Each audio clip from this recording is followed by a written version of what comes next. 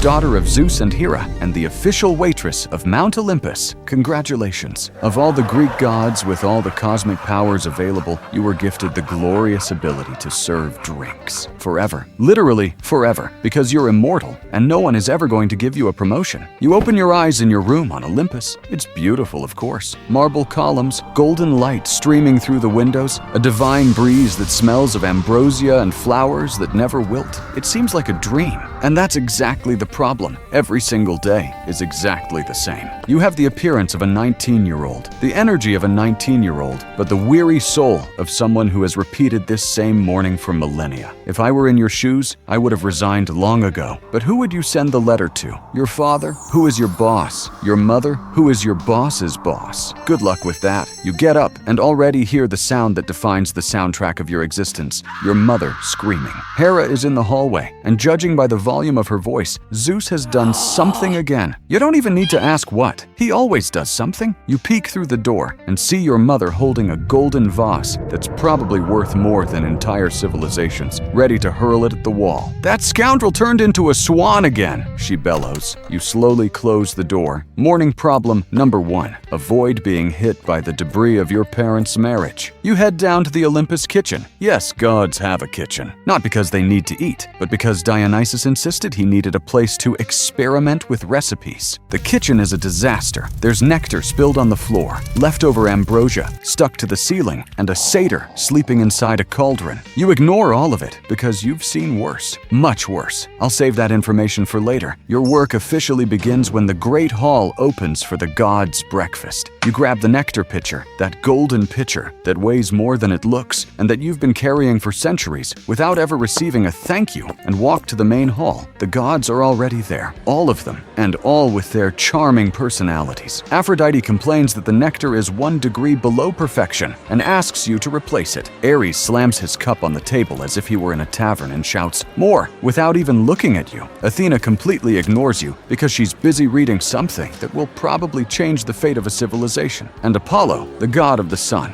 self-proclaimed god of beauty, is singing at 7 in the morning. Nobody asked. Nobody wants it. But he sings anyway because he's Apollo, and his ego has its own gravitational mass. You serve everyone with a smile that hides millennia of accumulated frustration. I sincerely admire your ability to not pour nectar in anyone's face. Oh, and your father? Zeus is at the head of the table, pretending nothing happened this morning. He greets you with a "Good morning, daughter," as if he hadn't just caused a marital catastrophe. You respond politely, because that's what obedient daughters do when their father is the king of the gods and can turn you into a constellation if he gets irritated. Hera appears in the hall with an expression that could freeze Tartarus. She sits down, looks at Zeus, looks at you, and says, "Hebe, the nectar is weak today." It's not. It never is. But when Hera is angry at her husband, everyone pays, especially you. The next 2 hours are basically you, walking back and forth, refilling cups, cleaning up what Ares knocks over, dodging Apollo's compliments about how you shine like the dawn, which isn't a genuine compliment, it's just him practicing metaphors to use on mortals later, and listening to Hermes tell jokes that only he finds funny. At some point, Dionysus shows up, still drunk from the night before, and asks for just 1 more sip.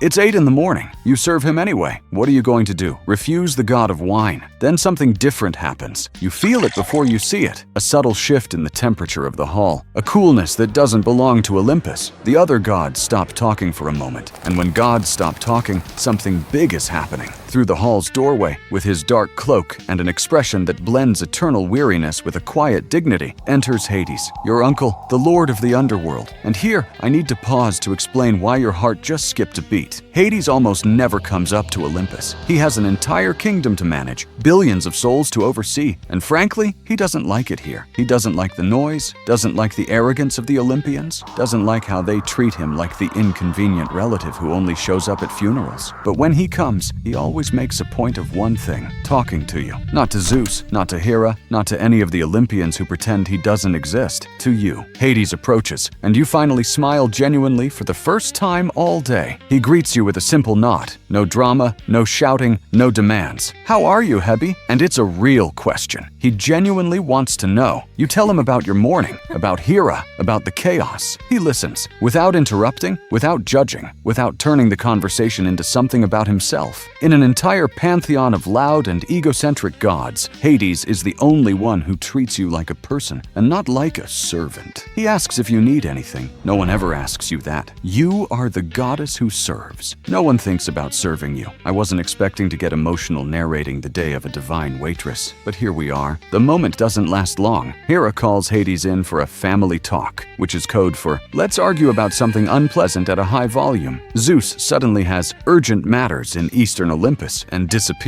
Cosmic coward. Hades gives you one. Last look before leaving. A look that says, I know how it is, and you go back to work. The nectar pitcher feels heavier now. Remember the satyr in the cauldron? Right. Apparently he wasn't sleeping. He was fermenting something for Dionysus, and that something exploded. The kitchen now looks like a battlefield, with a purple glowing substance covering every surface. The smell is a mixture of rotting grapes and something that definitely shouldn't exist. And guess who has to clean it up? Not Dionysus, who caused the problem. Not the satyr, who carried out the plan. You. Because apparently, keeping Olympus running is part of your job description, along with serving nectar, putting up with disrespect, and existing without complaining. You clean everything, alone. While you clean, Hermes flies by and comments, "Whoa, what a mess," without offering to help. Athena walks past and analyzes the chemical composition of the purple substance with academic interest, also without offering to help. Hephaestus looks from a distance, mutters something about the inadequate structural design of the cauldron, and leaves. You finish cleaning with your hands glowing purple and your pride in tatters. But the day isn't over. There's still the evening banquet. The gods' banquet is like breakfast, but with more ego and more alcohol. You serve, serve, serve. Dionysus is already at another level of intoxication. Ares is telling war stories that no one wants to hear, but everyone pretends to be interested in because he gets violent when ignored. Aphrodite is flirting with 3 gods at once, and Zeus and Hera are in that phase of their marriage where they sit side by side but don't look at each other and only communicate through passive-aggressive remarks about the ambrosia seasoning. In the middle of the banquet, you trip.